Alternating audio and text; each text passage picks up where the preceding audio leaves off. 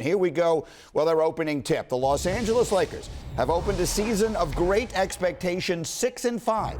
They're 8th in the West, and LeBron James has been hurt a lot. Stephen A., what is a realistic expectation for the Lakers this year? At this particular juncture, a berth to the second round of the playoffs, and that's about all. I'm not predicting that's going to happen just yet, but they've given us no reason to be enthusiastic. LeBron James looks relatively human.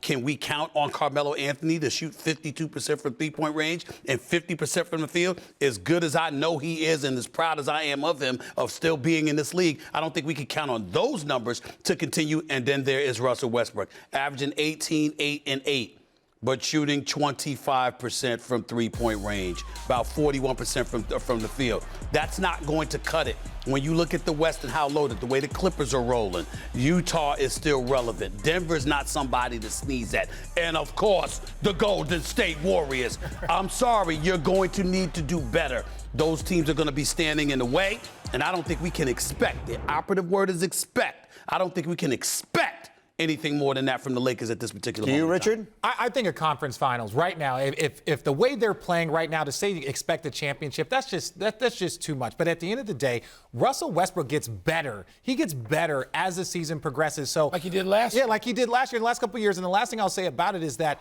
they need Russell Westbrook. They need him. They might not want him, Laker fans, or we could have, but you need Russell Westbrook because of all the things you're talking about, AD and Bron. Michael Wilbon, these are the Lakers, and they have LeBron James. Yeah. Anything short of a championship is a disappointment regardless of anything else. I wasn't one of those people who saw championship anyway. It has nothing to do with LeBron.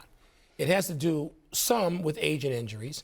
And this notion, this scenario, we went back and forth last week, Stephen A. and I did, and I said, hey, it's to me, it's a fallacy to think that people, and I don't mean just LeBron, that everybody's going to show up healthy in the middle of April when they haven't been healthy all along. That doesn't work. We waited for that last year. And what happened? It wasn't just Anthony Davis who was injured. LeBron wasn't himself. We know that. So I'm looking at this thinking right now they are hype and drama, not of their own making. The hype comes from everybody around them, and the drama is what's going to happen.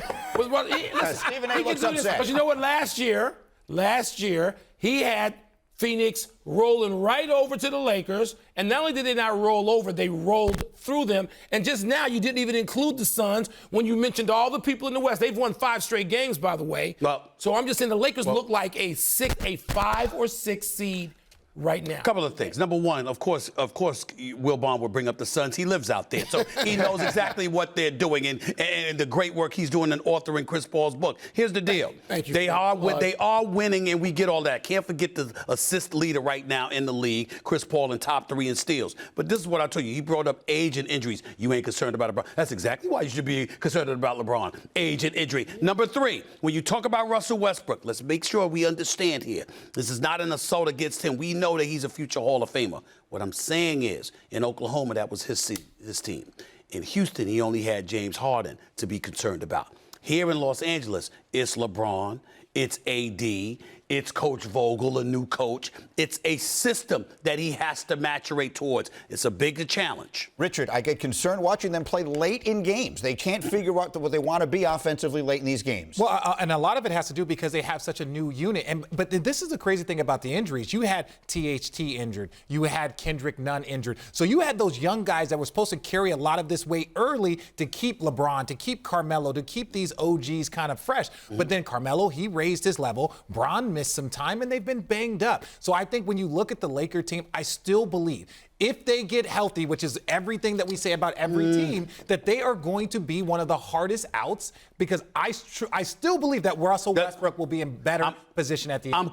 I'm calling Richard and Wilbon to the carpet on this. I know it's how y'all didn't bring up Vogel. Like Kendrick Nunn and THT.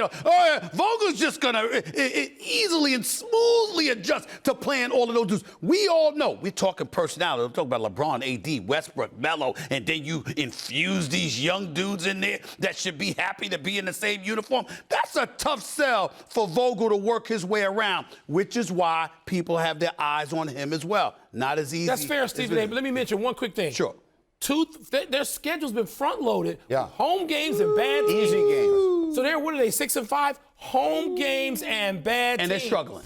6-5, and right now they're 8th in the West. We'll see where they are by the next time we have this conversation.